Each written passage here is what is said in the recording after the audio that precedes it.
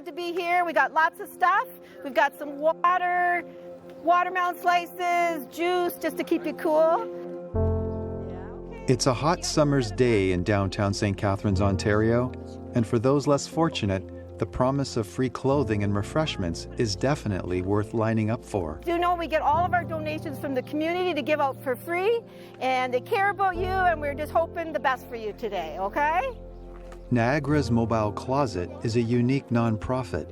It was started in the midst of a pandemic by two friends who saw a desperate need in their city.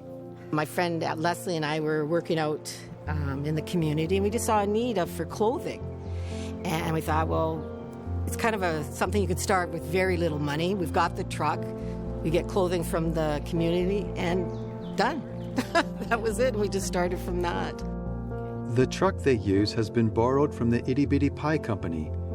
When COVID-19 restrictions shut down their food truck business, an idea was born to re-equip the truck to take clothing on the road to give away to the region's most vulnerable.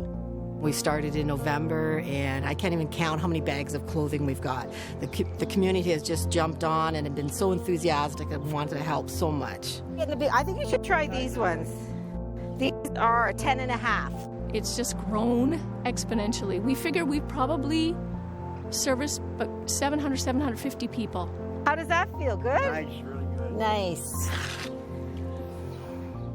Niagara's Mobile Closet has had requests for clothing from various shelters, detention centers, and assisted living homes.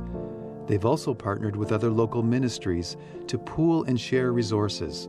The Niagara Furniture Bank has even given them space in their building. We've got so much pretty things. I know. So many beautiful clothes. Thank you, community.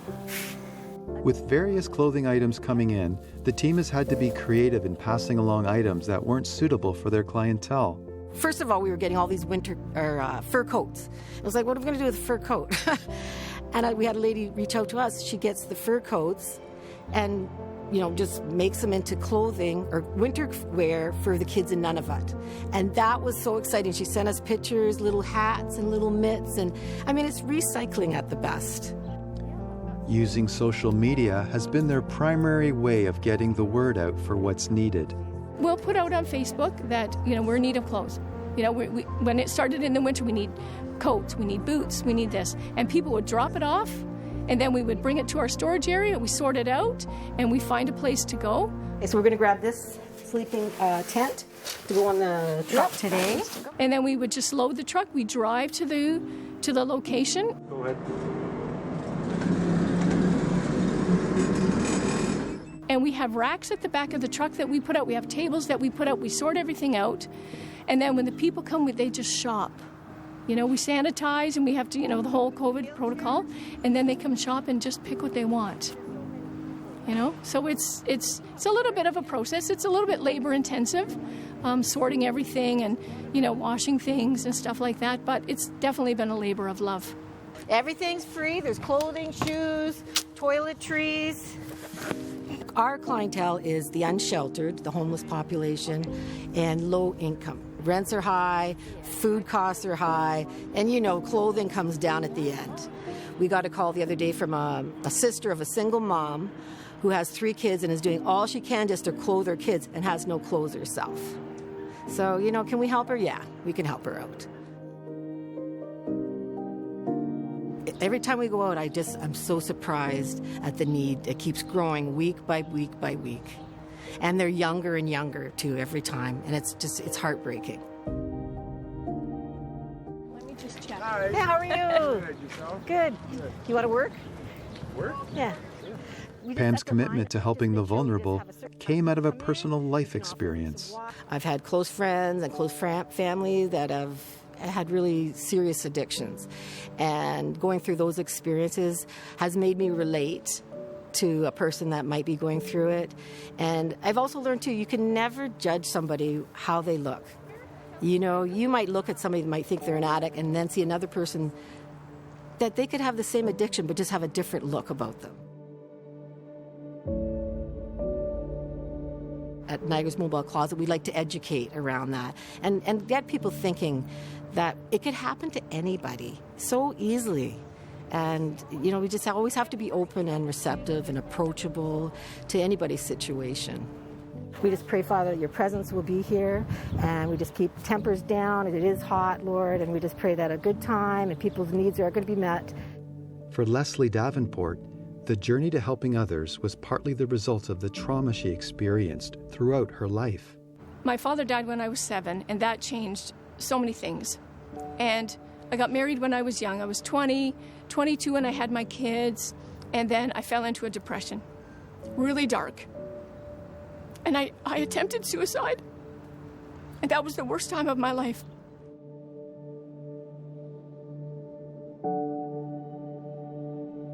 My mother got sick with cancer, my stepfather cancer, they died. But there I was left with being divorced, and I had such a hard time that my kids had gone to live with their dad at that time. And I had no parents, and I just felt so alone. The turning point came when a coworker invited Leslie to a ladies' Bible study and eventually a church service. I started to go to church every Sunday and develop my relationship with Christ and just learn and grow. And it's been the most wonderful journey, because now I didn't feel alone, right? All those battles that I had to go through and those issues that I had, I didn't feel like I was fighting it by myself. You know, like I felt like there was somebody right beside me, holding me to go through all of those. Leslie's depression began to lessen, especially as she began to help others.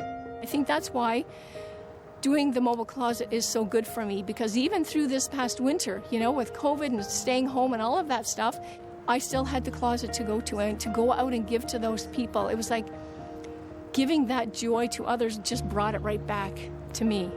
So that, for me, that's the best medicine.